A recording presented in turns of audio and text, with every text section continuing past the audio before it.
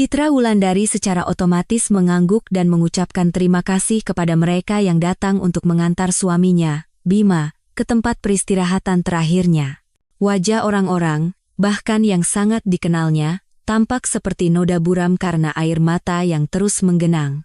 Kerumunan orang itu membuatnya jengkel, menimbulkan keinginan kuat untuk lari sejauh mungkin dari ucapan simpati dan tatapan kasihan, bersembunyi di suatu tempat dan mencoba mencerna apa yang telah terjadi. Bima memiliki kesehatan yang prima dan menjalani gaya hidup sehat. Namun, ia tahu cara menikmati hidup dan tidak mengubah kepedulian terhadap tubuhnya menjadi penyelidikan fanatis terhadap diet. Sejauh yang Citra tahu, suaminya tidak pernah merokok, minum alkohol sangat terkendali, dan lebih mementingkan kualitas daripada kuantitas. Sesekali, seminggu atau bahkan 2 minggu sekali, ia pergi ke pusat kebugaran. Singkatnya, ia seharusnya masih hidup dan sehat. Namun, nasib sial dan serangkaian keadaan dalam sekejap menghancurkan kebahagiaan keluarga mereka. Bima hanya sedikit melampaui batas kecepatan di jalan tol yang sepi. Aspal yang basah setelah hujan memperburuk akibat pelanggaran itu, dan terjadilah kecelakaan mobil yang fatal. Mobilnya yang masuk ke parit tidak langsung ditemukan. Belakangan, seseorang yang mengira Citra tidak mendengar, berpendapat bahwa jika Bima dibawa ke rumah sakit lebih cepat, peluangnya untuk selamat akan lebih besar. Sisa-sisa mobil, menurut para ahli, tidak dapat diperbaiki lagi. Namun, tubuh kuat pria berusia 33 tahun itu berjuang untuk hidup, membuat para dokter yang sudah berpengalaman pun terkejut. Citra, yang tentu saja tidak diizinkan masuk ke ruang ICU, dalam keputusasaan yang mendalam, berkeliling ke masjid-masjid terdekat, berdoa tanpa henti, memohon agar suaminya tidak diambil darinya. Sayangnya, keajaiban tidak terjadi. Bima berjuang melawan maut selama 2 hari, tetapi akhirnya kalah. Secara kebetulan yang tak dapat dijelaskan, pada saat itu Citra sedang berjalan menuju rumah sakit untuk menanyakan kondisi suaminya secara langsung, bukan melalui telepon. Ia tersandung di jalan yang rata, jatuh, dan lututnya lecet. Rasa sakit yang perih itu terlupakan beberapa saat kemudian, tepat setelah menerima kabar tragis tentang kematian suaminya. Meskipun Citra telah melihat tubuh Bima yang dingin dan tak bernyawa, dan memilih kain kafan yang ditawarkan oleh agen pemakaman, ia tetap tidak bisa mempercayai kenyataan peristiwa menyedihkan itu. Ketika gumpalan tanah pertama mengenai keranda yang diturunkan ke liang lahat, Citra ingin memejamkan matanya erat-erat, lalu membukanya dan menyadari bahwa pemakaman suami tercintanya hanyalah cerminan dari ketakutan tersembunyi akan kehilangannya. Namun, semuanya nyata, gundukan tanah liat yang tumbuh dengan cepat di bawah ayunan cangkul, nisan dengan 2 tanggal yang diantaranya terukir seluruh kehidupan Bima dalam sebuah garis tipis, dan acara tahlilan yang dipenuhi gumaman puluhan suara. Sendok beradu, para petugas catering hilir mudik membawa dan mengangkat piring. Seseorang mengatakan sesuatu, tetapi bagi janda muda itu, semuanya melebur menjadi hiruk-pikuk yang tidak jelas dan mengganggu. Bersama suaminya tercinta, Citra merasa seperti berlindung di balik benteng yang kokoh. Sekarang, ia merasakan berbagai macam perasaan yang aneh. Kesedihan yang memekakkan telinga membanjiri hatinya, bercampur dengan kemarahan yang membara pada takdir yang kejam dan tidak adil, yang telah merenggut pilar utama hidupnya.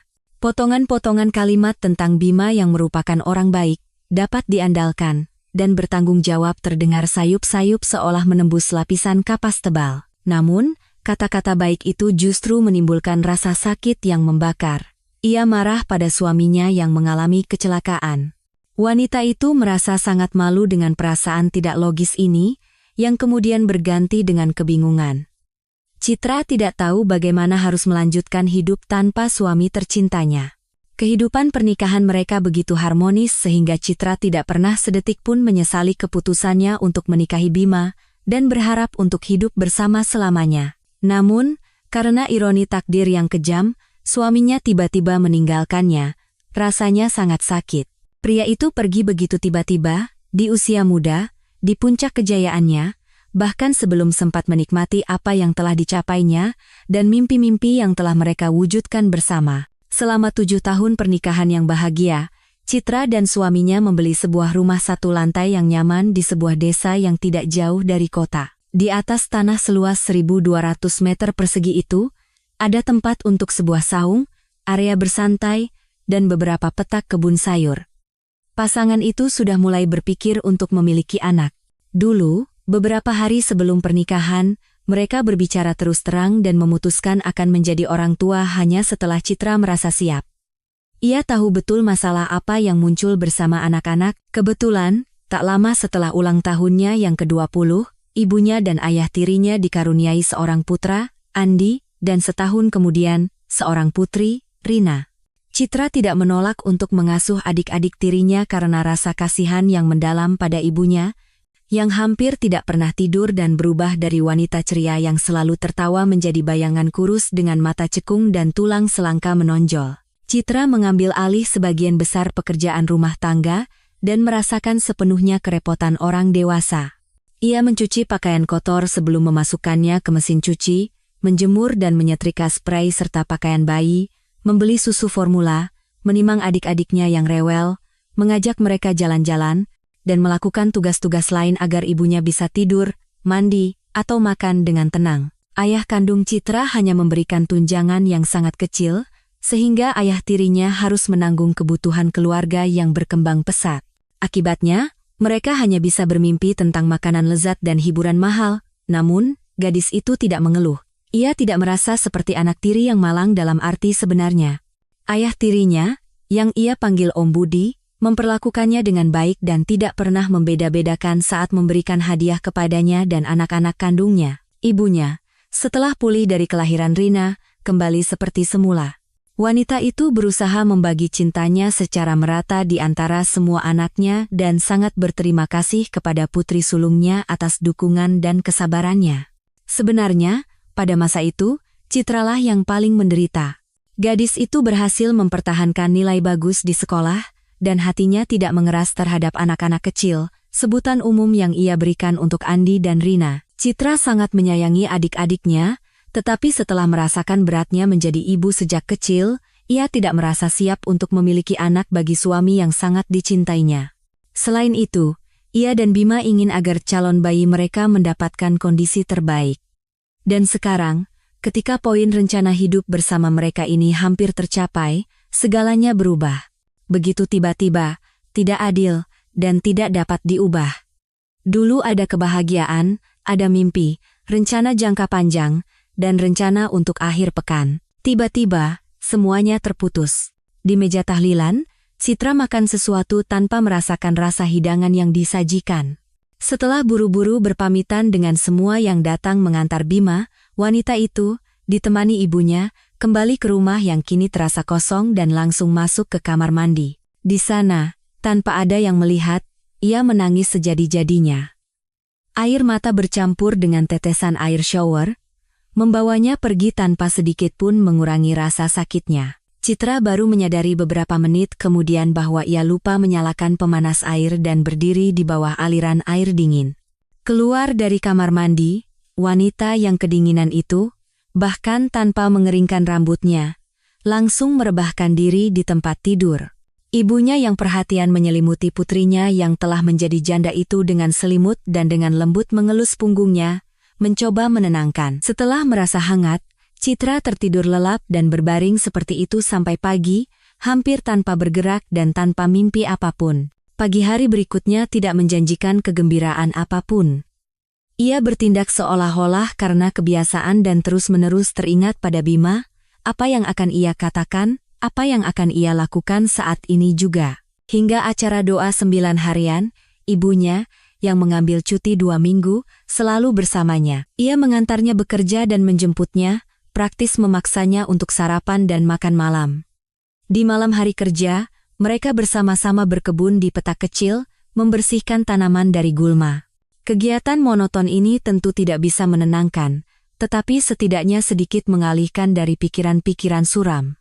Musim kemarau, yang tidak peduli pada kesedihan manusia, menebarkan aroma bunga-bunga yang mekar.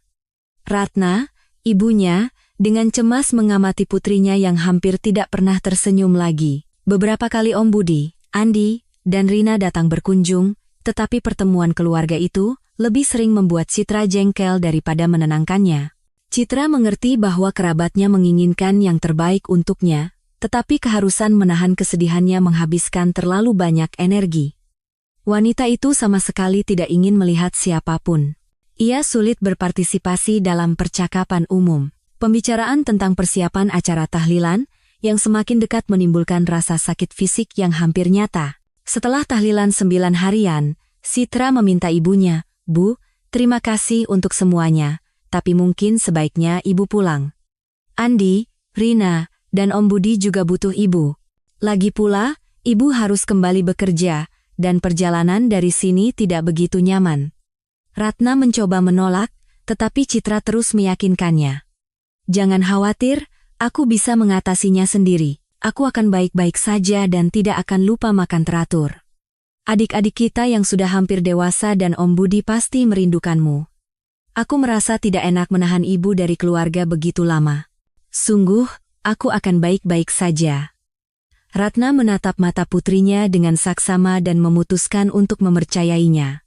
Memang benar, Andi, yang sedang mengalami cinta pertamanya, dan Rina, yang berhasil mematahkan lengannya saat bersepeda, juga membutuhkan perhatian. Setelah menutup pintu di belakang ibunya, Citra tinggal sendirian di rumah yang hanya sebentar ditakdirkan menjadi sarang keluarga yang bahagia.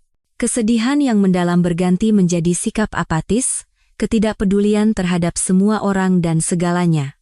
Di pekerjaan yang pernah ia cintai, ia tetap menjalankan tugasnya, tetapi tanpa antusiasme yang biasa dikenal oleh atasan dan rekan-rekannya. Ia berkomunikasi dengan kerabat melalui telepon, kadang-kadang bertemu saat istirahat makan siang. Ibunya, ayah tirinya, serta adik-adiknya beberapa kali menawarinya untuk tinggal bersama mereka sementara waktu, tetapi ia menolak mentah-mentah gagasan itu. Wanita yang berduka itu merasa tidak berhak meninggalkan rumah yang telah ia tata dengan penuh semangat dan cinta bersama suaminya hingga menjadi sempurna. Namun, secara bertahap, suasana hati Citra berubah. Ia menghindari berada di dalam rumah, tetapi juga tidak berani pergi terlalu jauh. Semakin sulit baginya untuk sendirian dengan pikiran-pikiran suramnya, tetapi ia tidak akan meminta seseorang untuk menemaninya. Adik-adiknya punya urusan remaja mereka sendiri. Ibunya kesulitan untuk pergi bekerja dari rumahnya. Ia sudah cukup direpotkan selama masa paling tragis ini, karena ibu mertuanya, Ibu Hartini, selalu mulai menangis begitu melangkahkan kaki ke rumah putranya. Citra juga tidak berani meminta bantuan darinya. Ia merasakan sepenuhnya arti kesendirian. Tentu saja, percakapan telepon yang panjang dengan kerabat dan teman-teman sedikit membantu, tetapi tetap saja, wanita yang menjanda itu berusaha untuk lebih lama berkebun atau duduk di teras rumah sampai udara malam yang dingin memaksanya masuk ke dalam rumah yang kosong. Fajar bergegas menggantikan senja. Siang hari terasa panas khas musim kemarau, tetapi di pagi hari dan sore hari, hembusan angin musim hujan sudah mulai terasa. Namun, rasa pahit tidak kunjung melepaskan Citra. Ia menyadari bahwa ungkapan umum waktu akan menyembuhkan segalanya hanyalah kebohongan penghibur yang biasa. Tentu saja, rasa kehilangan yang tak tergantikan itu sedikit tumpul, tetapi tidak pernah hilang.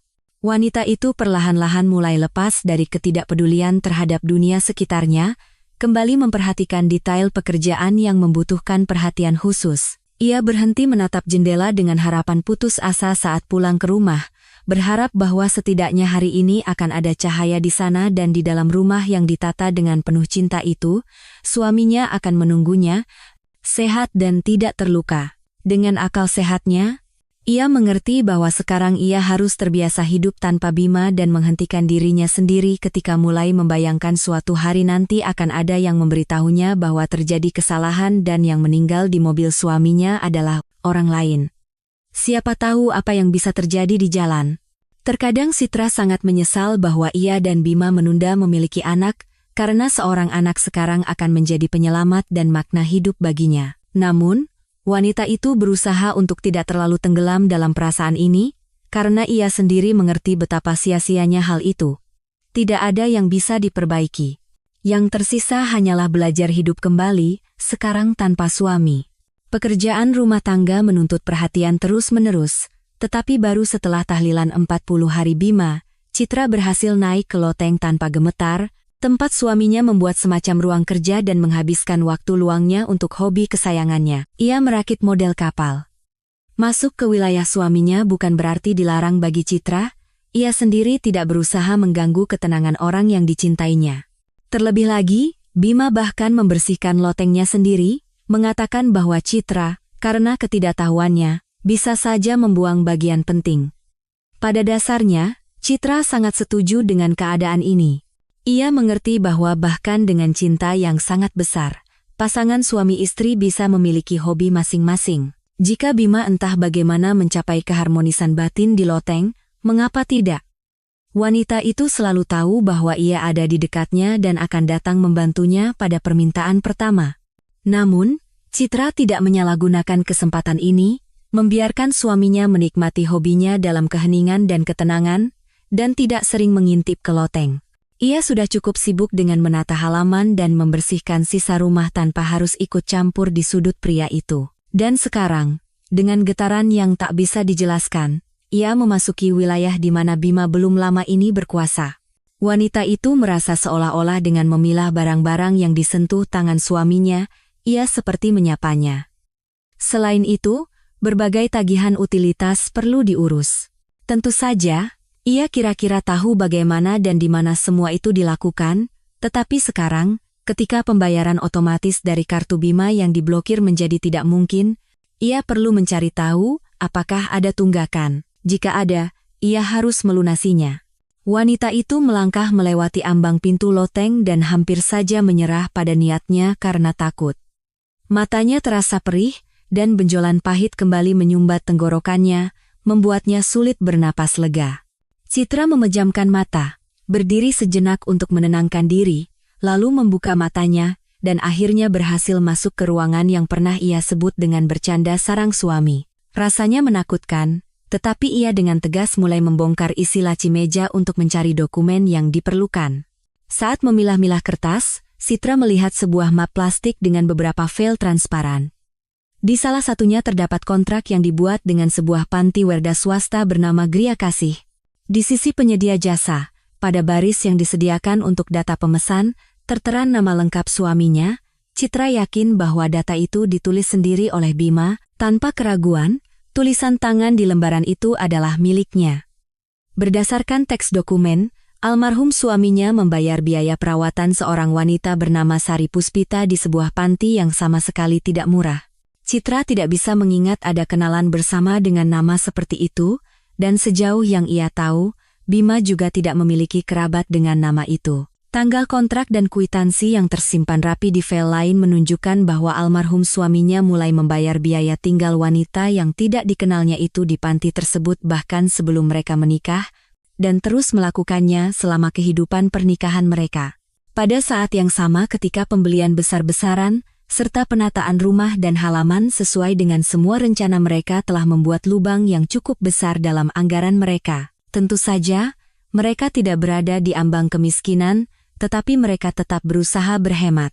Meskipun ini sebagian terdengar konyol, hati Citra tiba-tiba tertusuk oleh kecemburuan yang tidak rasional. Bagaimana bisa? Sementara ia menahan diri dari kesenangan-kesenangan kecil, seperti pergi ke salon kecantikan atau menonton pertunjukan, belum lagi perjalanan ke luar negeri, Bima setiap tahun mengeluarkan sejumlah besar uang untuk biaya tinggal seorang Sari Puspita di sebuah panti dengan nama yang baik tetapi dengan harga yang selangit dan tidak berbelas kasih. Namun, yang paling membuatnya marah bukanlah uang yang hilang ke rekening panti Gria Kasih itu, melainkan fakta bahwa semua ini dilakukan secara diam-diam, tanpa persetujuan atau bahkan sekadar pemberitahuan. Apa susahnya Bima mengakui, "Sayangku, aku harus membantu seseorang yang berada dalam situasi sulit."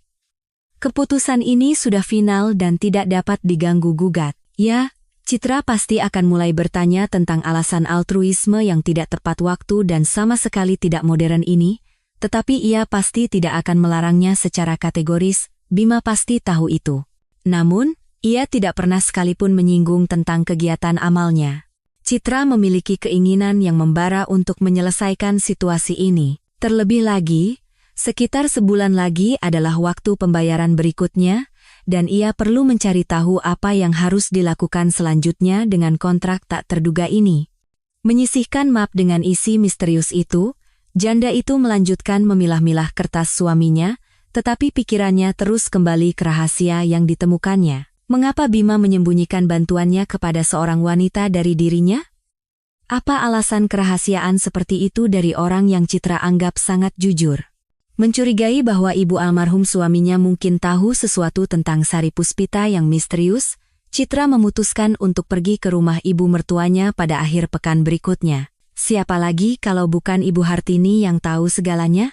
Meskipun hubungan mereka didasarkan pada prinsip perdamaian yang buruk lebih baik daripada pertengkaran yang baik, kehilangan orang yang mereka berdua cintai secara ajaib menghilangkan sebagian besar perselisihan. Setelah memberitahu kunjungannya sebelumnya, Citra pergi ke rumah Ibu Hartini. Diajarkan oleh ibunya untuk tidak datang bertamu dengan tangan kosong, wanita itu mampir ke toko, membeli lapis legit, risoles, roti gandum yang lebih disukai ibu mertuanya daripada jenis roti lainnya, dan kue kesukaannya, kue sagu keju. Kedua wanita itu bertukar sapaan sopan dan memulai percakapan santai sambil menyiapkan meja bersama.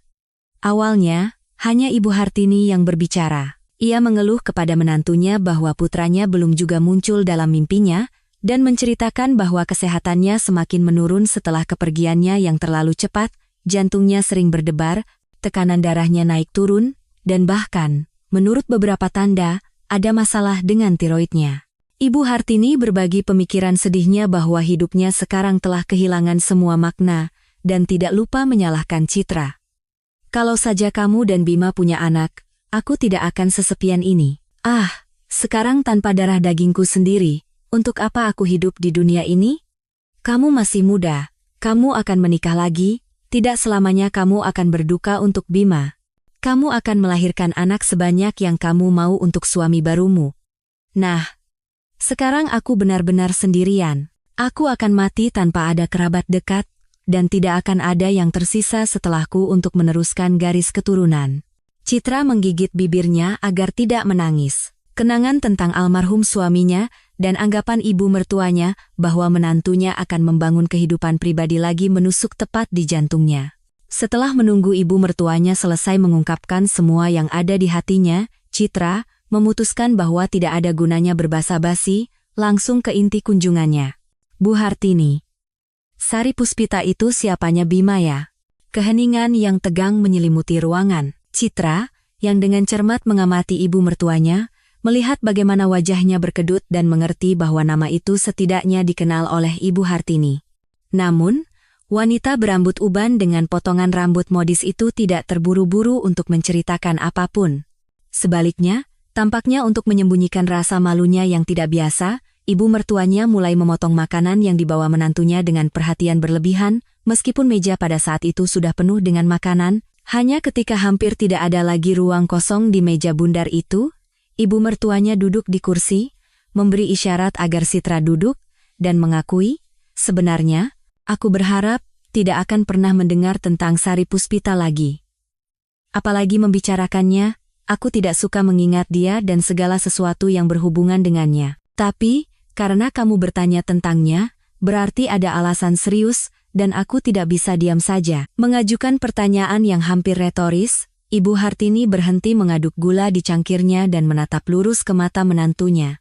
Citra mengangguk, tidak berani mengakui bahwa ia menemukan kontrak perawatan Sari Puspita di antara kertas-kertas suaminya. Ibu mertuanya, yang jelas puas dengan isyarat dia menantunya, melanjutkan ceritanya.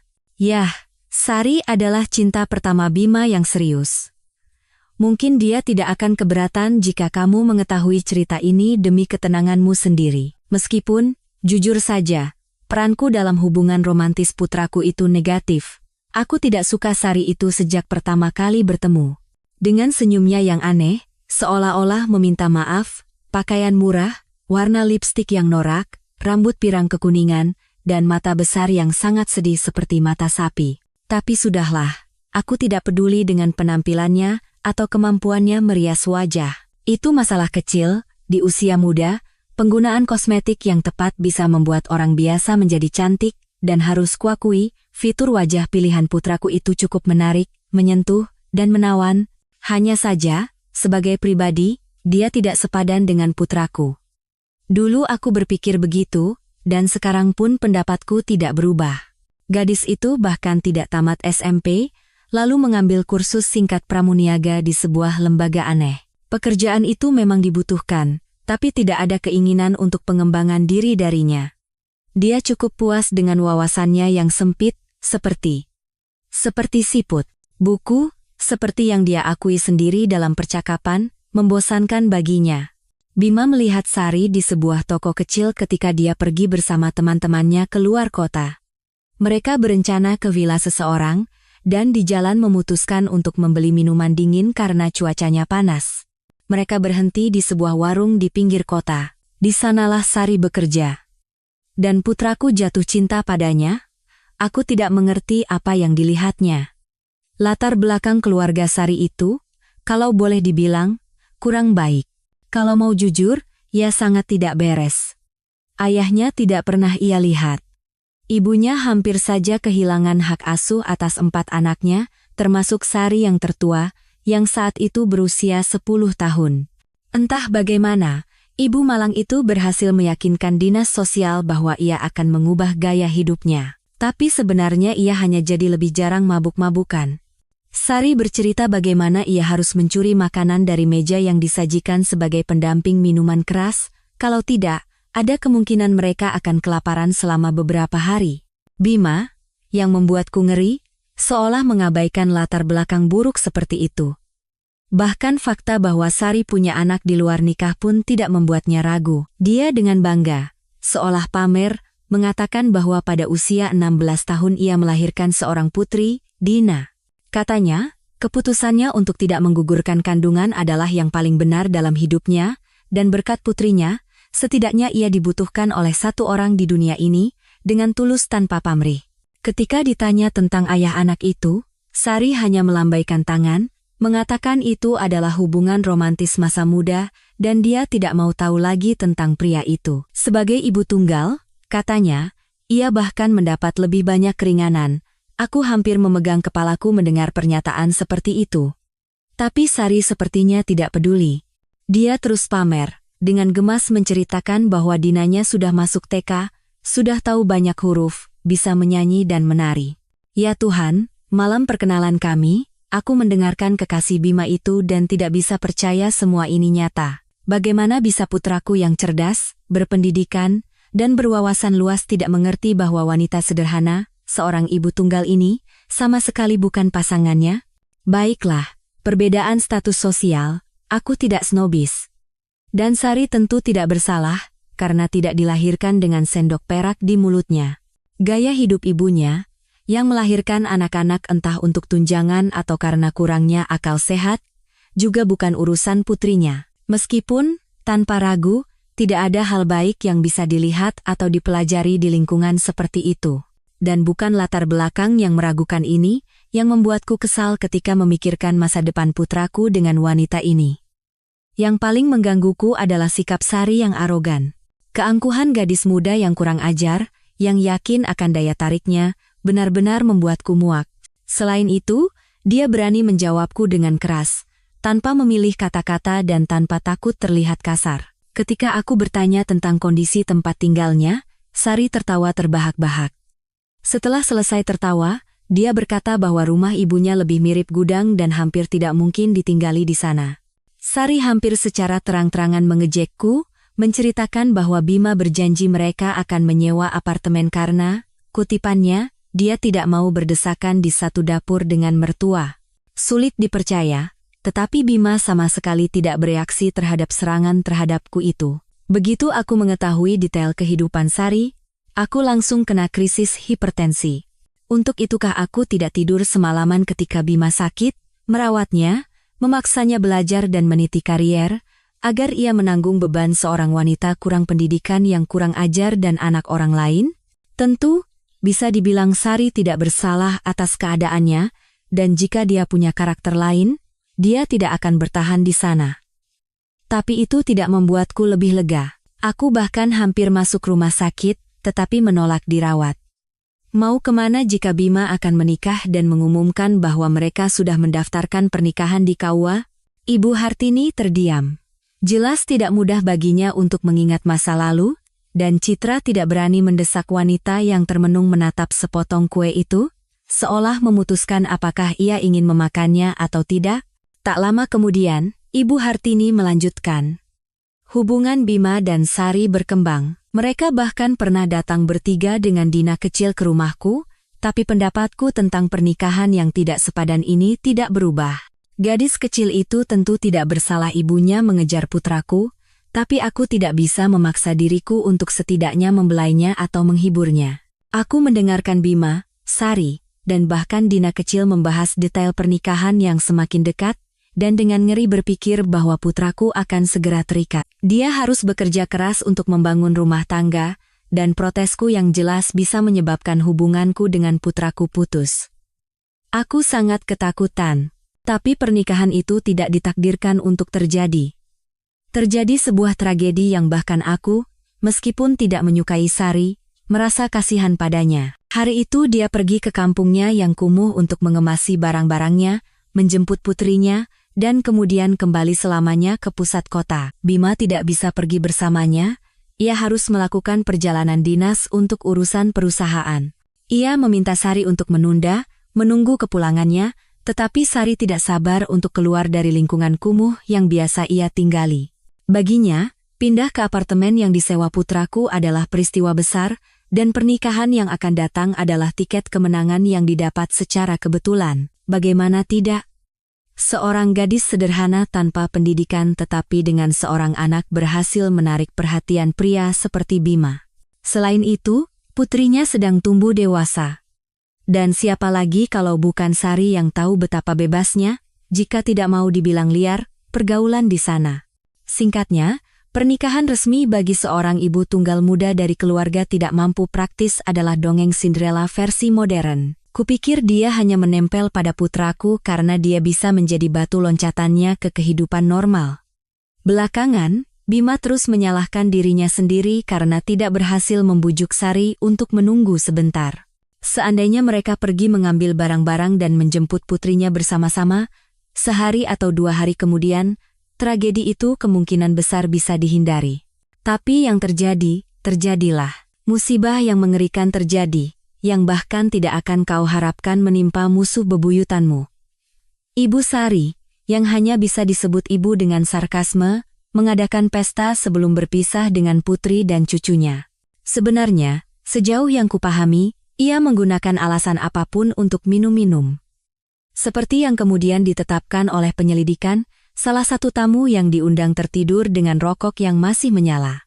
Rumah reot itu adalah gubuk kayu yang terletak di pinggiran kompleks perumahan. Yang paling mengerikan adalah para pemabuk yang tertidur di teras selamat, tetapi Sari bersama saudara perempuan dan putrinya terperangkap. Dalam kekacauan itu, tidak semua orang berhasil selamat. Korban kebakaran adalah Dina dan salah satu bibinya. Sari sendiri, saat mencoba menyelamatkan putri dan saudara-saudaranya, menderita luka bakar, cedera yang membuatnya tidak bisa berjalan, dan trauma yang luar biasa. Sungguh mengerikan, saudara-saudara perempuan yang selamat memperburuk situasi yang sudah mengerikan.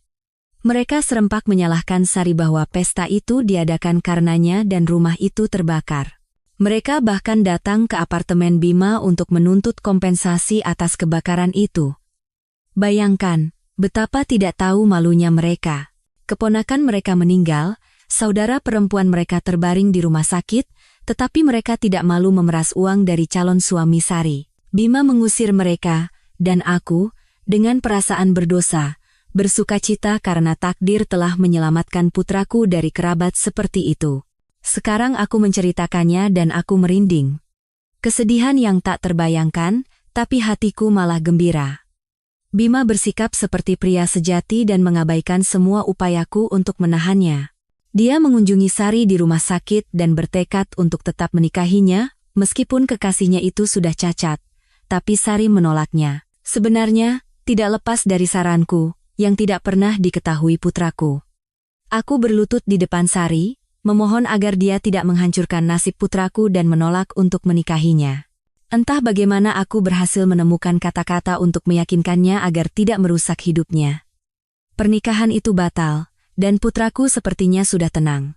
Tentu saja berdosa, tapi aku bahagia Bima tidak mengikat hidupnya dengan wanita yang tidak pantas untuknya.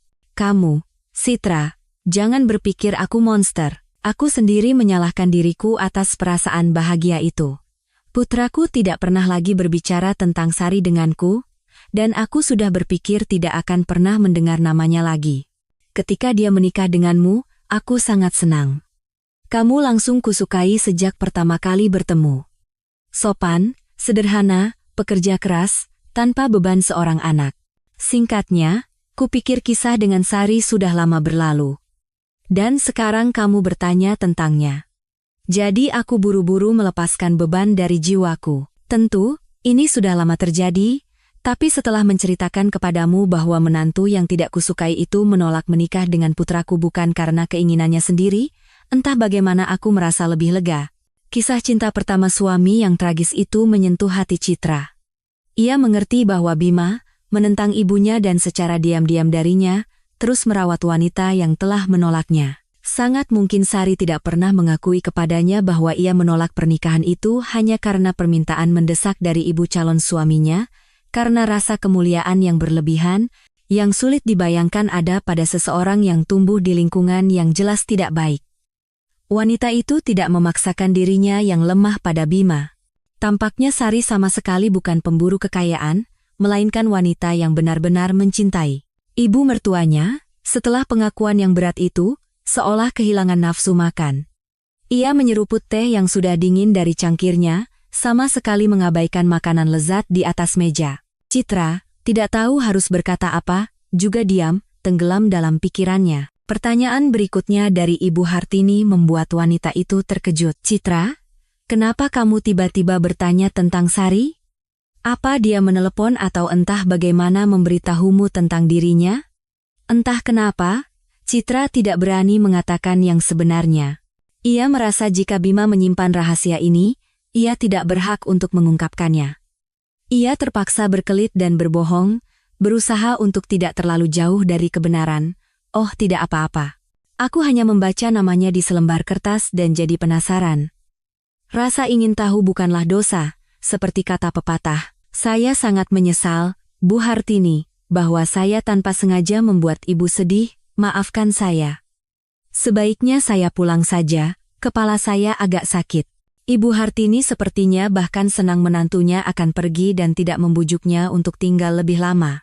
Dalam perjalanan pulang, Citra mencoba mengatasi emosinya dan tidak merasa jengkel. Pertama-tama, ia merasa tersinggung. Apakah suaminya begitu tidak mempercayainya sehingga tidak bisa berbagi sisi kehidupannya ini? Sikap mulianya terhadap wanita malang yang rencananya akan dinikahinya tetapi tidak berhasil karena keadaan tragis, hanya mencerminkan sisi positifnya. Apakah Bima begitu buruk mengenalnya sehingga ia takut akan kecemburuan terhadap Sari atau kemarahan atas jumlah uang yang dihabiskan untuk membayar layanan panti?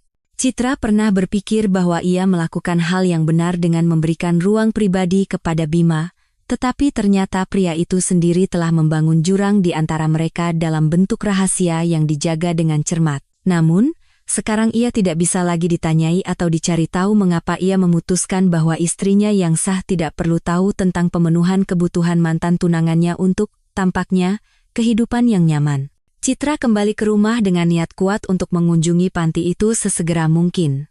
Ia tidak hanya harus memutuskan bagaimana cara membayar layanan gria kasih selanjutnya, tetapi mungkin juga perlu memberitahu Sari tentang kematian Bima. Bagaimanapun, mereka pernah terikat oleh perasaan. Berita sedih itu pasti akan memberinya emosi yang tidak menyenangkan, tetapi secara manusiawi, dan tidak adil, untuk meninggalkan wanita malang itu dalam ketidaktahuan. Untuk mengenang suaminya, Citra memutuskan untuk tidak meninggalkan tunangannya, tetapi situasi keuangannya menunjukkan bahwa ia harus mencari cara. Secara keseluruhan, gagasan untuk mengunjungi panti menimbulkan ketakutan tertentu pada Citra, dan terkadang bahkan kepanikan total. Wanita itu takut akan kemungkinan hambatan birokrasi, reaksi negatif Sari, dan negosiasi yang akan datang dengan manajemen gria kasih tentang cicilan pembayaran berikutnya. Upacara pemakaman yang menyedihkan praktis telah menguras tabungan keluarga, dan membayar sekaligus untuk setahun penuh hampir tidak mungkin. Namun, Citra akhirnya memberanikan diri. Setelah mengetahui jam kunjungan dan membuat janji dengan direktur panti, ia berangkat. Gria kasih, yang fotonya telah dipelajari dengan cermat oleh wanita itu di internet, memberikan kesan yang menyenangkan dalam kenyataan.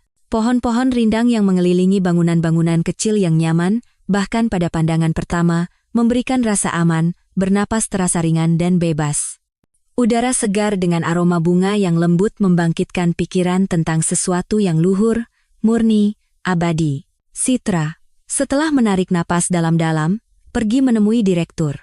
Di ruang resepsionis tidak ada siapa-siapa. Setelah mengetuk pintu dan mendengar undangan untuk masuk, Citra mengintip ke dalam kantor kecil.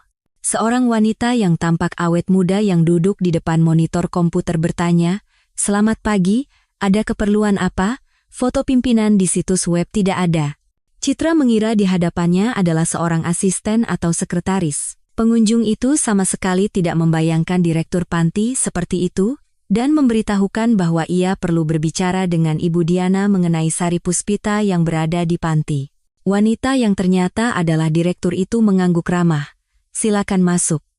Saya sudah diberitahu bahwa Anda berencana datang hari ini. Silakan, saya mendengarkan." Berusaha berbicara setenang mungkin, Citra menceritakan bahwa sebelumnya, biaya perawatan pasien bernama Sari Puspita dibayar oleh almarhum suaminya dan mengakui beberapa kesulitan keuangan.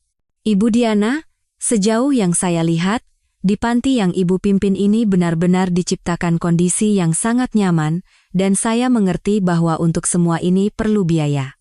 Kebetulan saya tidak bisa membayar langsung untuk setahun. Mungkin Ibu bisa menerima pembayaran setiap bulan." Pengakuan ini sepertinya tidak mengejutkan direktur panti. Ia tersenyum. "Sebenarnya, jika membayar untuk setahun, kami ada diskon, dan biaya tinggalnya sedikit lebih murah daripada jika membayar bulanan. Namun, saya pikir masalah ini bisa diselesaikan.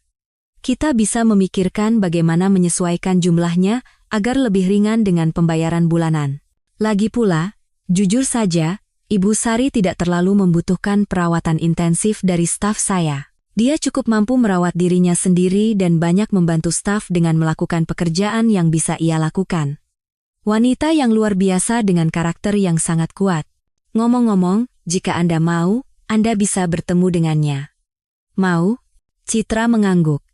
Jumlahnya tetap cukup signifikan untuk anggarannya. Berarti untuk kedepannya, ia harus memikirkan sesuatu, mungkin bahkan mencari panti yang lebih murah, tetapi untuk saat ini wanita itu memutuskan untuk membiarkan semuanya seperti sedia kala. Setelah menyelesaikan kontrak baru, Ibu Diana secara pribadi mengantar pengunjung itu ke sebuah aula besar yang disebutnya ruang rekreasi. Di ruangan yang luas dan terang itu, para penghuni panti melakukan berbagai kegiatan sesuai keinginan mereka. Ada yang bermain catur dan dam, sekelompok kecil mengelilingi meja bermain bingo. Beberapa orang, termasuk seorang pria yang cukup muda, merajut sambil duduk di dekat jendela yang bersih mengilap. Ibu Diana membawa pengunjung itu ke salah satu perajut yang duduk di kursi roda. Mantan tunangan almarhum suaminya itu terlihat jauh berbeda dari yang digambarkan ibu mertuanya. Rambut coklat sari dipotong pendek, riasan wajah sama sekali tidak ada. Mata besarnya seolah memenuhi sebagian besar wajahnya. Di pipi kirinya ada bekas luka bakar yang cukup terlihat, tetapi tidak menjijikkan. Secara keseluruhan, Sari Puspita tampak seperti wanita yang cukup simpatik bagi Citra. Melepaskan rajutannya, Sari menatap direktur dan tamunya, lalu menyapa.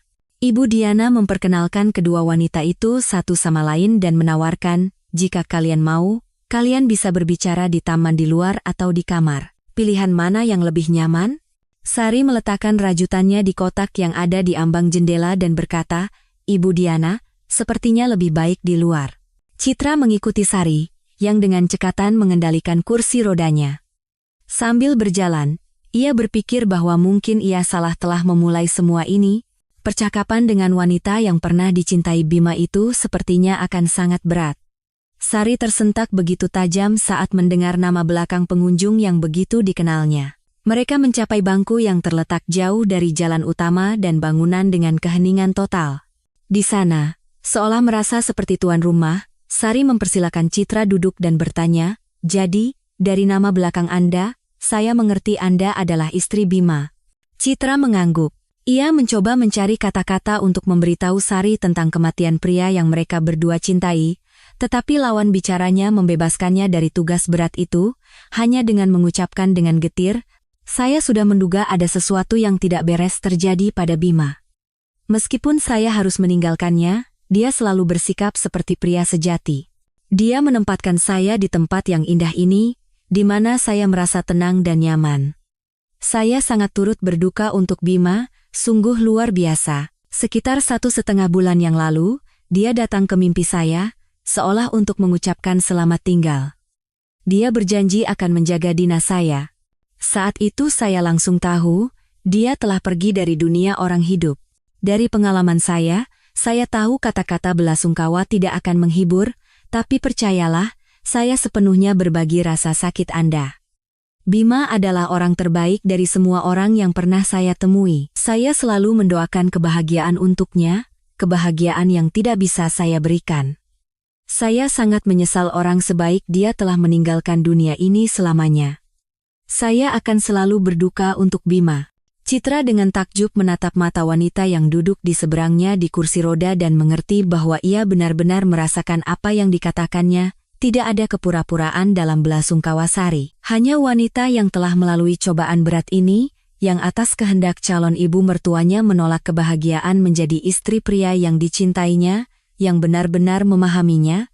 Citra tanpa sadar berpikir bahwa jika bukan karena campur tangan Ibu Hartini, Bima, Sari, dan putrinya yang telah meninggal bisa saja hidup bahagia bersama sekarang, pikiran ini membuat kerongkongannya tercekat. Citra menyadari bahwa ia akan segera menangis, jadi ia menjadi gelisah dan mulai bergegas pamit. "Sari, Anda benar. Bima memang sudah tiada. Kecelakaan, dan sepertinya tidak ada yang salah, tapi itu tidak membuatnya lebih mudah. Biar saya bantu Anda kembali ke dalam." Sari menolak, dan Citra hampir berlari meninggalkan panti. Wanita itu baru bisa mengatur napasnya di dalam taksi online yang dipesannya. Mengamati mobil-mobil lain berlalu lalang, lampu lalu lintas, rumah, pohon, dan orang-orang. Ia berpikir tentang bagaimana membantu Sari. Dalam perenungan tentang wanita malang ini, yang nasibnya jauh lebih sulit daripadanya, Citra setidaknya sedikit teralihkan dari kesedihannya sendiri. Setelah dari panti, wanita itu memutuskan untuk mampir ke rumah ibunya dan berbagi berita terbaru. Ratna sampai saat ini belum tahu tentang temuan yang Citra temukan di sarang almarhum suaminya dan tidak tahu tentang perjalanannya. Setelah mendengarkan putrinya, wanita itu mengangkat alisnya karena terkejut. "Aku tidak pernah membayangkan Bima bisa memberikan kejutan seperti itu. Meskipun sebenarnya, dia bertindak sangat baik. Dia tidak meninggalkan Sari yang malang itu dalam kesulitan. Dia tidak mengganggumu dengan informasi tentang hubungan masa lalunya. Dia tidak membuat ibunya sedih, karena tahu ibunya tidak akan menyetujui bantuan kepada mantan tunangan yang, sejauh yang aku pahami, dianggapnya tidak pantas untuk putranya. Terlebih lagi, setelah musibah yang terjadi, Ibu Hartini mungkin seharusnya tidak ikut campur dalam kehidupan pribadi Bima, tapi apa boleh buat, semua sudah terjadi seperti ini. Dan tidak ada gunanya menebak-nebak bagaimana jadinya jika Sari menjadi menantunya." Menyadari bahwa putrinya terkejut dengan situasi ini, Ratna menghentikan ucapannya dan menggunakan cara yang terbukti ampuh untuk mengatasi stres, memberi makan Citra dengan masakan rumah. Rina, yang baru pulang, akhirnya mencairkan suasana. Gadis yang ceria itu mengalihkan perhatian kakak dan ibunya dari pikiran-pikiran sedih, dengan menceritakan kisah-kisah lucu. Dari apartemen ibunya, Citra keluar dengan suasana hati yang jauh lebih tenang. Dukungan dari orang-orang terdekat memang memberikan efek yang sangat baik. Di rumah, setelah naik ke loteng, wanita itu duduk di kursi yang nyaman, yang seolah masih menyimpan lekuk tubuh suaminya. Dan sambil memandangi detail maket yang belum selesai, ia berbicara ke kehampaan. "Nah, sekarang apa yang harus kulakukan dengan semua ini? Jika aku terus-menerus membayar panti untuk Sari, sumber dayaku tidak akan cukup. Tapi, meninggalkannya tanpa bantuan juga rasanya tidak manusiawi. Atau haruskah aku menenangkan diri dengan berpikir bahwa wanita malang itu bukan siapa-siapaku dan aku harus melupakannya?" Citra tidak punya jawaban untuk pertanyaan-pertanyaan ini. Ia tidak menganggap dirinya penjahat atau orang suci, tetapi sulit untuk melepaskan pikiran tentang Sari. Ada sesuatu yang sangat menyentuh pada wanita dengan mata besar itu. Mungkin untuk mengenang suaminya, yang merawat mantan tunangannya, Citra wajib mengambil alih tongkat estafet. Di sisi lain, mungkin di posisinya, tidak setiap wanita bisa menunjukkan kemurahan hati, terlebih lagi biaya finansial untuk perbuatan baik ini mengancam kenyamanannya sendiri. Jelas bahwa Citra tidak akan bisa membayar biaya tinggal Sari di panti swasta untuk waktu yang lama, dan panti yang lebih murah kemungkinan besar tidak akan senyaman itu. Ia harus memikirkan sesuatu dan tidak menundanya. Untuk saat ini, wanita itu memutuskan untuk setidaknya mendukung Sari dengan kunjungannya. Citra mulai rutin mengunjungi panti. Ia sendiri tidak menyadari bagaimana kunjungan-kunjungan ini, setidaknya 2 kali sebulan, menjadi kebiasaan baginya. Anehnya, hubungan persahabatan terjalin antara ia dan Sari. Tampaknya, selain kenangan tentang pria yang sama, tidak ada lagi yang menyatukan mereka. Dan percakapan tentang Bima hanya akan mengorek luka yang baru saja mulai sembuh bagi keduanya. Namun, komunikasi mereka menjadi semakin menyenangkan dan penuh kepercayaan. Menjelang libur Lebaran, bersama Citra, ayah tirinya, ibunya, dan bahkan adik-adiknya ikut pergi ke Gria Kasih, karena membawa beberapa tas besar berisi hadiah tanpa mobil pribadi akan merepotkan. Om Budi, yang kini lebih sering dipanggil Citra dengan namanya saja tanpa tambahan Om, sama sekali tidak marah pada anak tirinya karena harus pergi keluar kota. Ratna memperhatikan bahwa kunjungan ke panti menyelamatkan Citra dari kesedihan mendalam atas Bima, dan ia dengan mudah berhasil membujuk suaminya untuk pergi bersama. Namun, lebih sering janda muda itu mengunjungi Sari dan penghuni lain yang sudah dikenalnya sendirian. Percakapan dengan orang-orang yang berada dalam kondisi nyaman tetapi terbatas dalam kebebasan bergerak menjadi penyelamat sejati bagi Citra. Pikiran-pikiran tak terduga dari para penghuni panti membantunya melihat berbagai sisi kehidupan dari sudut pandang baru. Suatu kali, Sari mengakui kepada janda pria yang dicintainya, "Bayangkan, tidak ada hari tanpa aku mengingat putriku dan membayangkan apa yang akan terjadi jika aku menuruti Bima dan menunda perjalanan ke rumah ibuku. Namun, semakin sering aku berpikir bahwa kemalangan yang menimpaku ini bukan tanpa alasan, tetapi untuk semacam perkembangan." Mungkin terdengar konyol dari seorang wanita muda yang terikat di kursi roda, tapi justru di dalam dinding panti inilah aku mulai tumbuh sebagai pribadi. Di sini aku mulai belajar sendiri, membaca banyak buku, dan tidak hanya membaca, tetapi dengan penuh pemahaman, di sini juga aku diajari merajut. Tentu, awalnya tidak langsung bisa, tapi kemudian aku seperti mendapatkan semangat yang luar biasa. Bukankah menakjubkan dan mengagumkan ketika dari benang dan alat-alat sederhana tiba-tiba muncul sebuah benda nyata? Atas rekomendasi Sari, Citra sendiri mencoba terjun ke dunia kerajinan tangan. Pengalaman baru itu menarik. Selain itu, berkomunikasi dengan Sari dan kenalan-kenalan baru yang tidak kehilangan semangat setelah menghadapi masalah-masalah mengerikan, membantunya memandang rasa sakitnya sendiri dengan lebih acuh tak acuh. Meskipun Gria Kasih menyediakan kondisi yang luar biasa, tetap saja berada dalam keadaan terkurung adalah cobaan yang cukup sulit. Ia sendiri bebas melakukan apa saja, sedangkan para penghuni panti harus tunduk pada peraturan. Pada suatu hari menjelang libur musim semi, Citra meminta izin pulang dari kantor 1 jam lebih awal dan kembali menempuh rute yang sudah dikenalnya, tak lupa mampir membeli oleh-oleh lezat sebagai tambahan hadiah kecil. Pengunjung pada hari menjelang libur lebih banyak dari biasanya, dan suasana hati semua orang terasa sangat gembira. Namun, hati Citra terasa gelisah, karena di tempat kerja, bonus tiba-tiba dipotong. Sayangnya, tidak ada tren perbaikan situasi, dan prospek hanya menerima gaji pokok menimbulkan emosi yang tidak menyenangkan.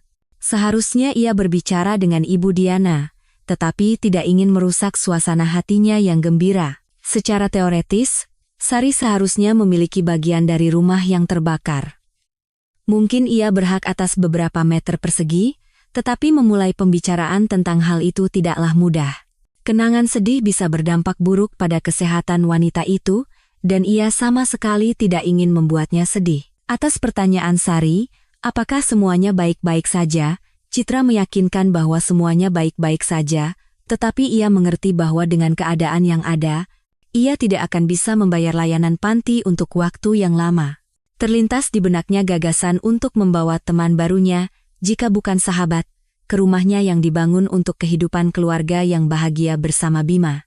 Tetapi, untuk memutuskan perubahan drastis seperti itu sangatlah sulit. Ia takut akan perlunya mengubah konstruksi rumah agar nyaman bagi orang yang terikat di kursi roda, dan juga fakta bahwa pertemuan singkat jauh berbeda dari tinggal bersama secara permanen. Setelah berbicara dengan Sari, Citra sudah berjalan menuju halte bus untuk kembali ke kota, lalu dengan beberapa kali ganti angkutan, sampai ke rumahnya. Tiba-tiba, sebuah mobil berhenti di dekatnya. Pria yang duduk di kursi pengemudi itu tampak dikenalnya. Wanita itu sering melihatnya di panti, dan sesuai tradisi di sana, mereka saling menyapa, meskipun belum pernah diperkenalkan secara resmi. Citra tahu bahwa pria itu mengunjungi seorang wanita tua dan mengira ia ingin menanyakan sesuatu. Namun, pria itu malah menawarkan, kalau Anda mau ke kota, silakan naik. Sepertinya awan mendung akan segera datang. Entah karena kelelahan atau karena pria itu sama sekali tidak terlihat seperti penjahat, dan setidaknya secara visual sudah dikenalnya, Citra berterima kasih dan setuju. Beberapa saat kemudian, setelah duduk di dalam mobil, ia menyadari bahwa pria yang memperkenalkan diri sebagai Niko itu hanya butuh teman bicara. Niko, katanya sopan setelah wanita itu menyebutkan namanya. Anda tahu, saya menempatkan bibi saya di Gria Kasih, sejujurnya, saya malu. Dia bisa dibilang membesarkan saya, dan saya malah menempatkannya di panti. Padahal saya bisa saja mengatur perawat untuk merawatnya di rumah. Tidak akan ada masalah dengan itu. Lagi pula saya bekerja di klinik swasta yang bagus dan punya kenalan di kalangan tenaga medis. Namun, ketika bibi saya mulai sangat sulit bergerak, dia sendiri yang meminta saya untuk menempatkannya di panti di mana ada perawatan dan teman. Hanya itu yang menjadi alasan pembenaran saya, karena waktu luang saya sangat terbatas. Pria itu terdiam sejenak, lalu bertanya, "Maaf atas ketidaksopanan ini, apakah saudara perempuan Anda ada di Gria Kasih? Saya melihat Anda bersama seorang wanita muda yang hampir tidak pernah diam." Citra tanpa sadar tersenyum. Ia dan Sari memang memiliki kemiripan yang samar. Tampaknya Bima menyukai tipe wanita tertentu dan konsisten dengan pilihannya. Namun, ia tidak ingin memberikan penjelasan panjang lebar dan hanya mulai menenangkan kenalan barunya. Mungkin lebih tepat jika dikatakan bahwa di panti itu ada seorang teman baik saya. Tapi, Niko, Anda tidak perlu khawatir. Berkat Ibu Diana dan tim Gria Kasih, kondisi di sana mendekati ideal. Tentu saja. Iri pada orang yang kehilangan kesehatan itu konyol, tapi menurut saya, di panti itu luar biasa. Udaranya menyehatkan, kebersihan di setiap bangunan, ada teman untuk mengobrol sehingga tidak akan bosan. Jadi jangan khawatir, Niko. Saya pikir bibi Anda lebih baik berada di antara orang-orang daripada menderita sendirian menunggu perawat yang Anda sewa datang atau saat Anda pulang kerja. Niko menatap teman perjalanannya dengan saksama.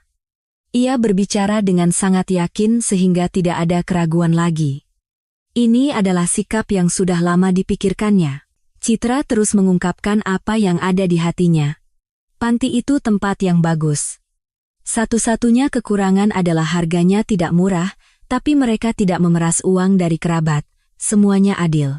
Lagi pula, sebanyak yang saya tanyakan, para penghuni sangat senang dengan tim Gria Kasih. Bahkan hari ini, kan hari libur dan pasti ingin pulang lebih awal, tapi mereka mengadakan perayaan. Pendekatan yang sangat tidak formal, tulus, dan penuh perasaan. Senang sekali ada orang-orang dengan hati yang tidak membatu bekerja di tempat yang sangat penting seperti ini. Pria itu terpaksa setuju. Ia juga mendengar dari bibinya ulasan antusias tentang staf dan panti itu sendiri. Dalam percakapan, mereka tidak menyadari bagaimana waktu berlalu dalam perjalanan ke kota. Niko bertanya, "Anda tinggal di mana?" "Kebetulan saya bebas hari ini dan bisa mengantar Anda." Citra menjadi malu dan mengaku bahwa ia harus ke terminal bus untuk sampai ke rumahnya di desa. Niko dengan tegas berkata, "Nah, jika Anda mengizinkan, saya akan mengantar Anda langsung ke sana. Perjalanannya tidak jauh, kok. Sekalian kita bisa mengobrol lagi, sudah lama saya tidak mengobrol dengan begitu menyenangkan." Jalanan tidak macet, dan tak lama kemudian Citra sudah melambaikan tangan pada mobil yang menjauh, karena Niko menolak tawaran sopan untuk minum teh atau kopi. Maaf, tapi saya harus pergi. Mungkin lain kali. Terima kasih atas teman mengobrolnya, sangat penting bagi saya untuk mengetahui pendapat Anda, dan Anda sangat menenangkan saya. Mungkin sekarang hati nurani saya tidak akan menggerogoti saya lagi. Meskipun Citra bahkan tidak bisa memikirkan hubungan baru setelah kematian suaminya tanpa bergidik, hidup terus berjalan dan dengan gigih mendorongnya untuk berkomunikasi, termasuk dengan lawan jenis. Niko menarik perhatian wanita itu dengan kebijaksanaannya, kecerdasannya, dan kemampuannya yang luar biasa untuk berempati. Citra tidak berniat memulai kisah cinta baru, tetapi tentu saja, sikap sopan kenalan barunya itu menyenangkan hatinya. Mereka bertemu beberapa kali di panti, saling menyapa, bertukar sapaan basa-basi. Jika ada kesempatan, Niko, tanpa maksud romantis, mengantarnya ke terminal bus, ke apartemen tempat ibunya tinggal bersama keluarga, atau langsung ke rumahnya di desa. Kenalan baru itu bersikap terkendali, tetapi Sari segera menyadari simpatinya terhadap Citra dan suatu kali dalam percakapan mengakui, "Tolong jangan marah, aku akan bicara terus terang." Sepertinya Niko yang mengunjungi Tante Zoya itu menaruh hati padamu.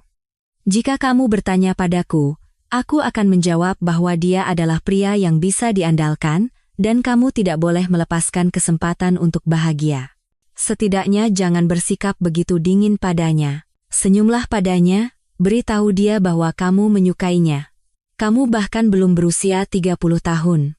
Aku mengerti kamu mencintai Bima, dan masih mencintainya sekarang. Perasaan seperti itu tidak akan hilang dan kematian tidak berkuasa atasnya. Aku sendiri tergila-gila pada Bima, tapi hidup terus berjalan. Apa gunanya menolak kebahagiaan? Citra biasanya menghentikan percakapan tidak menyenangkan seperti itu dengan mengalihkan pembicaraan ke topik netral. Namun, tentang hidup yang harus terus berjalan, tidak hanya Sari yang mengatakannya. Ibunya juga semakin sering meyakinkan putrinya untuk tidak terjebak dalam kesedihannya. Bahkan Ibu Hartini, ketika menantunya mengunjunginya, terkadang mengangkat topik yang tidak menyenangkan bagi Citra. "Aku senang kamu mengingat putraku, tapi dia pasti akan sedih melihatmu begitu menderita.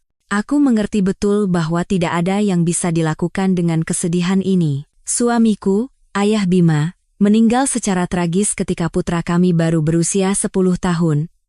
Sejak itu aku tidak pernah melirik pria lain.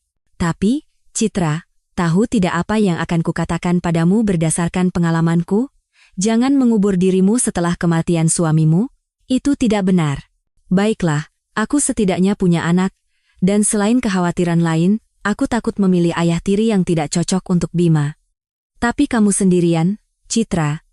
Itu tidak benar. Namun, membangun kehidupan pribadi adalah hal yang paling tidak dipikirkan oleh Citra, karena ancaman kemiskinan yang nyata sedang mendekatinya.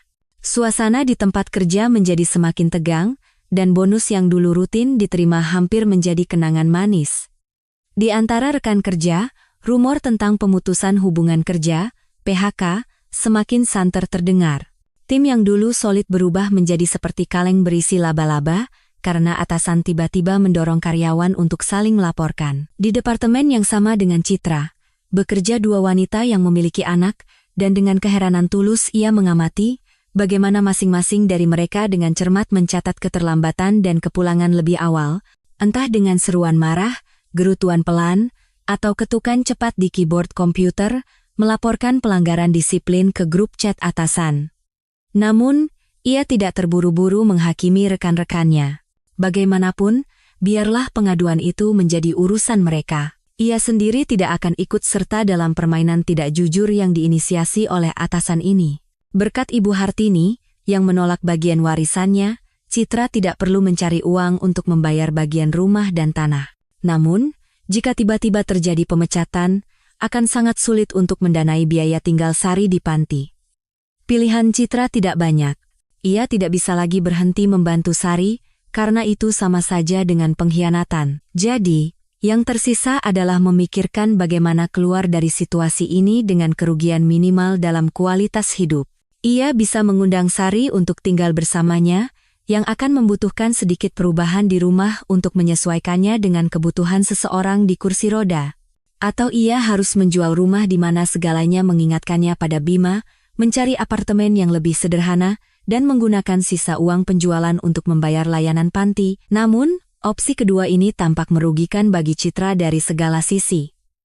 Bahkan jika selisihnya disimpan di bank dengan bunga, cadangan ini cepat atau lambat akan habis, dan lalu apa? Memperburuk kondisi perumahan lagi, pindah ke kota bahkan membuat Citra bergidik. Ia sudah terbiasa tidak perlu lari ke suatu tempat untuk membeli kangkung, timun, atau mangga, tetapi bisa memetiknya dari kebun terdekat atau dari pohon mangga yang ditanam oleh pemilik sebelumnya. Tampak lebih bijaksana untuk mengundang Sari tinggal bersamanya. Ini akan memberikan wanita malang itu kesempatan untuk tetap menghirup udara segar, meskipun tidak dengan aroma pinus seperti di panti, dan juga mendapatkan manfaat seperti produk alami. Tentu saja, interaksi sosial akan berkurang, tetapi setidaknya dinding yang mengelilinginya bukanlah milik panti. Dengan cemas, pada pertemuan berikutnya, Citra menceritakan idenya kepada temannya, dengan tegang menunggu reaksinya. Namun, Sari hanya mengangkat bahu. Kau tahu, aku mengerti bahwa ini bukan tempat yang murah, dan sebenarnya aku kadang-kadang berpikir untuk kembali ke ibu malangku. Tapi itu akan menjadi pilihan yang sangat tidak diinginkan bagiku. Aku memang nyaman di sini, tapi aku semakin ingin keluar dari batasan kehidupan yang tenang ini. Jadi, jika kau merasa aku tidak akan merepotkanmu, aku akan dengan senang hati pindah ke tempatmu, setidaknya untuk sementara, seperti liburan. Dan jika tidak cocok, aku siap mencari pekerjaan dengan fasilitas tempat tinggal. Pasti ada sesuatu yang bisa ditemukan. Citra senang idenya disukai Sari. Meskipun kepindahan itu tidak akan menjadi proses yang mudah, kesepakatan prinsip telah tercapai. Keluarga mendukung inisiatif Citra, tetapi ibu mertuanya, setelah mengetahui bahwa di rumah almarhum putranya, akan segera tinggal calon istrinya yang gagal, tiba-tiba menentangnya. Ibu Hartini datang mengunjungi menantunya, dan tanpa basa-basi memulai pembicaraan. Citra, kamu berjiwa baik, aku tidak menyalahkanmu untuk itu. Mungkin sangat baik bahwa orang-orang sepertimu masih ada di dunia ini. Tapi untuk apa kamu menanggung beban ini? Sari sudah dewasa, dengan tragedi mengerikan di masa lalunya.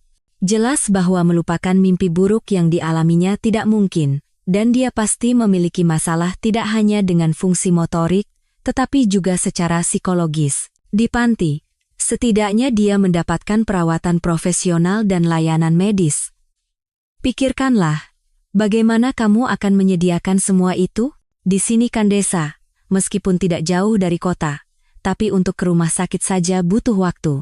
Ibu mertuanya berbicara, memberikan berbagai argumen, dan melihat bahwa tidak ada satupun yang memengaruhi Citra. Akhirnya ia berkata, tolong mengerti, setelah Sari pindah ke tempatmu, aku tidak akan bisa lagi datang ke rumah ini. Sampai sekarang aku masih merasa canggung mengingat pertemuan terakhir kami, ketika dia setuju untuk mengorbankan kebahagiaannya dan menolak pernikahan dengan Bima. Aku yakin dia bahkan tidak menyadari bahwa akulah penyebab penolakannya. Mungkin terdengar konyol, tapi aku malu. Setelah kematian putraku, aku banyak berpikir tentang masa lalu. Mungkin Bima diambil dariku justru karena pada saat tergelap bagi Sari, aku tidak hanya tidak mengulurkan tangan bantuan, tetapi justru mendorongnya menjauh. Yang sangat mengejutkan Citra, Ibu Hartini menjadi begitu gugup hingga menangis. Dengan susah payah menenangkan ibu mertuanya, menantunya, dengan hati-hati memilih kata-kata agar tidak menimbulkan gelombang air mata baru, mulai menjelaskan, Anda tahu, Sari sudah lama bukan lagi wanita yang pernah Anda kenal dulu. Dia telah melalui cobaan yang mengerikan, tetapi menemukan kekuatan dalam dirinya untuk berkembang, untuk menjadi lebih baik. Sari adalah prajurit yang hebat, sangat menarik untuk diajak bicara. Anda tahu, jika saya berada di posisinya, maafkan saya akan menganggap seluruh dunia sebagai musuh dan akan menyimpan dendam pada Anda dan ibunya, yang menyebabkan kemalangan itu. Begitulah karakter saya. Tapi dia, setelah kehilangan semua harapan akan kebahagiaan, berada di panti, tidak mengutuk takdir, tetapi hidup sebisanya, memberikan manfaat bagi orang-orang di sekitarnya. Anda tahu, Bu Hartini, itu sangat berharga. Anda dan Sari hanya perlu berkenalan kembali. Saya pikir setelah berbicara dengannya, Anda akan mengerti bahwa dia adalah orang yang pantas dihormati. Ibu mertuanya mendengarkan dengan saksama argumen Citra dan mengerti bahwa ia tidak akan bisa mengubah pikirannya. Yang tersisa hanyalah pasrah. Bagaimanapun, jika ia tidak mau, tidak ada yang bisa memaksanya untuk berkomunikasi dengan Sari. Jadi, apa gunanya melarang menantunya melakukan perbuatan yang, meskipun mulia, sebagian besar memberatkan? Tidak hanya Ibu Hartini, Direktur Panti, Ibu Diana, juga tidak terlalu senang Sari akan meninggalkan panti.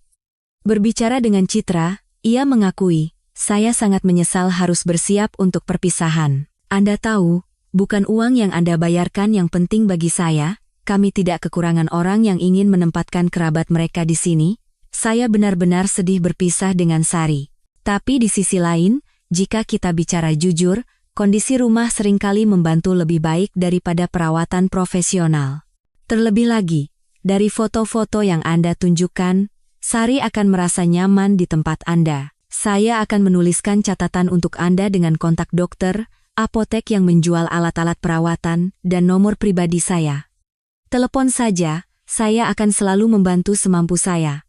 Citra berterima kasih kepada Ibu Diana, yang atas inisiatifnya sendiri, tanpa petunjuk apapun, berbagi informasi penting tentang kontak-kontak terpercaya. Sikap positif dan keyakinan bahwa kepindahan akan berjalan lancar tidak meninggalkan Sari. Ia merasa bahwa tahap baru dalam hidupnya dimulai, dan tampaknya kali ini akan tenang dan bahagia, sejauh mungkin dalam keadaannya.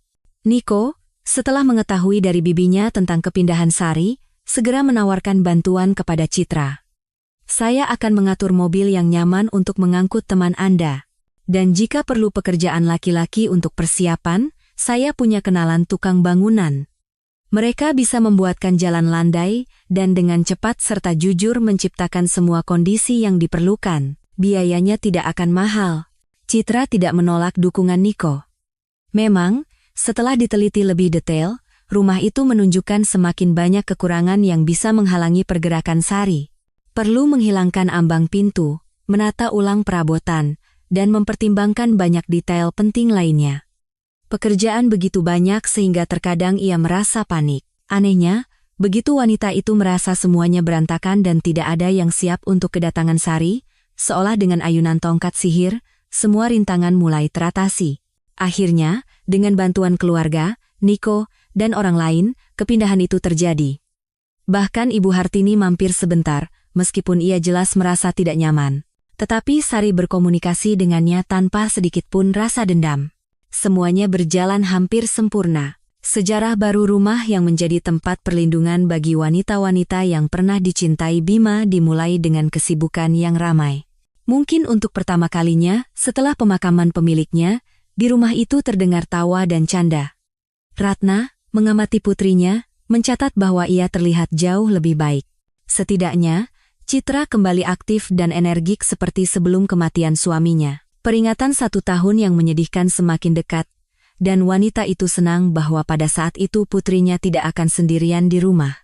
Bersama Sari, akan lebih mudah baginya untuk membahas semua nuansa peringatan yang akan datang dan mengaturnya. Kehadiran seorang wanita yang tidak ia kenal secara personal di rumahnya sama sekali tidak mengganggu Citra. Ia berusaha agar Sari merasa nyaman, seolah untuk mengenang Bima. Dengan hati-hati membawa beberapa maket yang sudah jadi dari loteng, sang tuan rumah dengan bangga menunjukkannya. Sari yang lugu bahkan bersiul karena takjub dan mengakui, "Dulu Bima pernah bilang padaku, kalau dia bermimpi membuat berbagai macam kapal, tapi aku tidak pernah menyangka dia akan membuat karya seni seperti ini. Hebat sekali, dia sangat berbakat. Kau tahu, aku senang Bima, setidaknya selama kehidupan pernikahannya denganmu, bisa menekuni hobinya." Hari-hari berlalu, atas keputusan bersama, peringatan 1 tahun kematian Bima diadakan di salah satu kafe di kota. Meskipun Sari menyarankan untuk tetap di rumah, Citra meminta, "Tolong ikutlah. Bagaimanapun, jika Bima peduli padamu setelah kalian berpisah, berarti kamu berharga dan penting baginya." Menyelesaikan masalah transportasi wanita di kursi roda ke kafe dan kembali, lagi-lagi Niko yang menawarkan diri.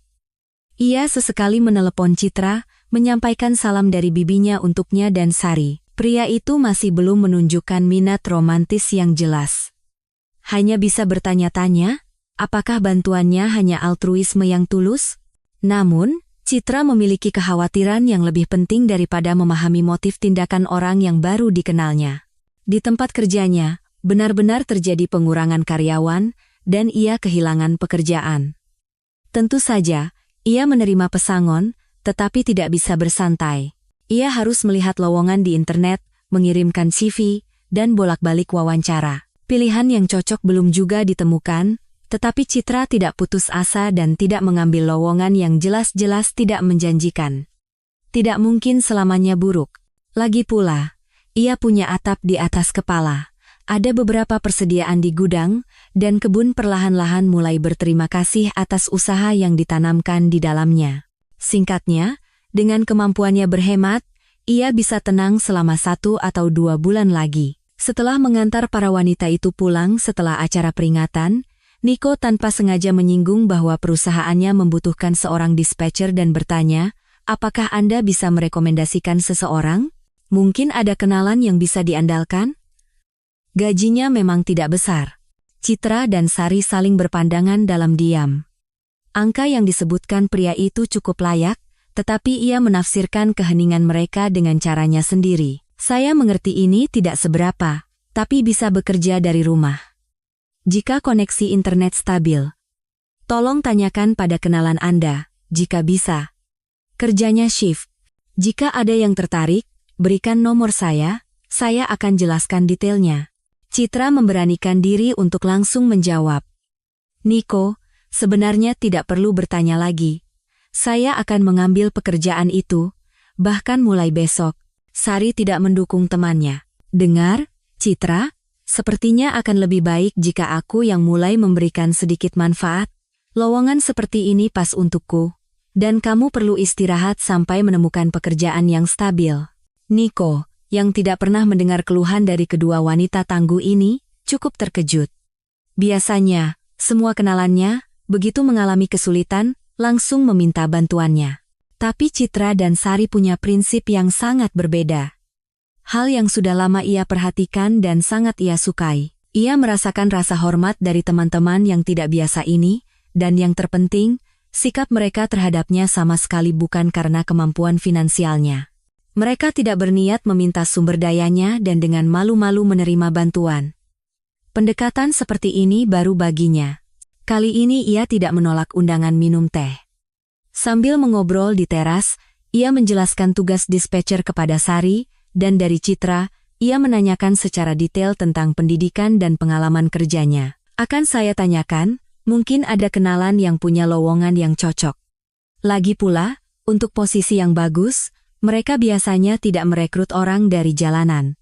Kedua wanita itu lama berterima kasih kepada Nico. Ketika ia pergi, Sari mulai menegur temannya. Kenapa kamu masih mengabaikannya? Sudahlah, hentikan. Lihat. Kamu akan kehilangan pria sebaik itu. Takdir mungkin tidak akan berbaik hati lagi. Citra, yang sedih karena acara peringatan, mendengus kesal. Dengar, Sari, aku tidak membiarkan siapapun ikut campur dalam kehidupan pribadiku, termasuk kamu. Jika kamu suka Nico, silakan, pikat dia. Aku tidak ikut, aku masih merindukan Bima. Sari dengan pelan meminta maaf, dan pergi ke kamarnya. Ia benar-benar merasa canggung telah melewati batas. Terlebih lagi, jauh di lubuk hatinya, ia sendiri memang merasakan simpati yang kuat terhadap Nico. Mungkin penyebab perasaan ini adalah iklan yang dibuat oleh bibi Nico yang penyayang. Tante Zoya yang cerewet telah menggambarkan kepada seluruh panti betapa hebat dan perhatiannya keponakannya itu, dan tidak segan-segan menghujaninya dengan pujian. Nico benar-benar impian, tapi bisakah ia, yang terikat di kursi roda, mengharapkan perhatiannya? Namun, setidaknya ia berterima kasih padanya karena telah membantunya mendapatkan pekerjaan. Tentu saja, Sari menerima tunjangan dari pemerintah, tetapi ia ingin memberikan kontribusi yang lebih besar untuk rumah tangga. Secara bertahap, Nico menjadi semakin sering mengunjungi rumah, di mana ia selalu disambut. Citra, sejak peringatan kematian Bima, berusaha untuk menjaga jarak, agar tidak memberikan harapan palsu kepada pria itu. Sementara Sari, dengan persetujuan penuh darinya, sebaliknya, berusaha untuk berkomunikasi dengan atasannya sebanyak mungkin. Wanita yang menawan itu tidak terganggu bahkan oleh bekas luka bakarnya, dan Nico semakin sering menyadari bahwa ia tertarik pada wanita cantik dengan mata besar ini, dibandingkan dengan Citra yang dingin dan tanpa emosi seperti Ratu Salju. Sari adalah gunung berapi yang sesungguhnya. Pria itu bahkan terkadang lupa tentang kecacatannya, dan kemudian menetapkan tujuan untuk menunjukkan wanita itu kepada spesialis paling berpengalaman. Ia merasa bahwa hanya perlu menemukan dokter yang baik, dan Sari akan bisa kembali ke kehidupan normal. Mengamati pasangan yang sedang jatuh cinta itu, Citra merasa bahagia. Ia ingin agar hubungan temannya dengan Nico berjalan harmonis, karena keduanya sangat berharga baginya seperti kerabat dekat. Ia sama sekali tidak terkejut ketika Sari, dengan malu-malu dan tersipu, menceritakan, "Citra, aku takut. Nico melamarku." Bayangkan, dia juga sudah mengatur pertemuan dengan seorang dokter ahli agar memeriksaku dan jika memungkinkan, membuatku bisa berjalan lagi. Nico bilang, sebenarnya dia sudah menerima keadaanku, tapi dia ingin aku tidak sedih karena keterbatasanku. Kau tahu, aku merasa sangat tidak enak, seolah-olah aku merebut Nico darimu. Aku tidak tahu bagaimana harus berterima kasih atas kemurahan hatimu. Citra, sambil berjongkok, menggenggam tangan Sari. Aku sangat bahagia untukmu dan untuk Nico. Jangan khawatir, kamu tidak merebut siapapun. Berbahagialah dengan Nico. Citra sama sekali tidak menyesal telah secara efektif mendorong Sari ke dalam pelukan Nico yang aman. Ya, pria itu menarik baginya, tetapi lebih sebagai orang yang baik, bukan sebagai calon pendamping hidup. Ia masih merindukan suaminya dan berharap telah sepenuhnya memenuhi kewajibannya terhadap wanita malang yang tidak patah semangat itu. Di pernikahan temannya dan Nico, Citra dengan tulus berbahagia untuk kedua mempelai, meskipun pengantin wanita masih bergerak dengan kursi roda. Tapi, seperti yang sempat ia bisikkan, salah satu dokter memberikan prognosis yang cukup optimis untuk pengobatannya. Berkat rekomendasi Nico, Citra diterima bekerja di tempat dengan gaji yang layak. Beberapa tahun kemudian, ketika rasa sakit atas kematian suaminya yang terlalu cepat telah menjadi tumpul dan tidak lagi membakar, wanita itu membalas perhatian seorang rekan kerjanya. Wira, nama pria itu, disukai oleh semua kerabatnya. Dan Sari, setelah berkenalan dengannya, mulai mendesak, "Citra, kamu lebih dari siapapun pantas mendapatkan kebahagiaan. Sungguh, Bima sendiri akan mengatakan itu padamu jika ia bisa. Aku hanya bisa menyebutmu orang suci. Kamu tidak meninggalkanku, membayar panti, menampungku di rumahmu, dan bahkan memberiku suami, kebaikan harus dibalas. Menikahlah dengan Wira dan berbahagialah." Citra menuruti nasihat temannya, dan setelah menikah, ia pindah ke rumah suaminya. Rumah di desa itu tidak ia jual, melainkan diubah menjadi villa akhir pekan. Dan dengan getaran khusus, ia naik ke loteng, tempat bertahun-tahun yang lalu ia menemukan kontrak tersembunyi yang menjadi awal dari rangkaian penemuan tak terduga.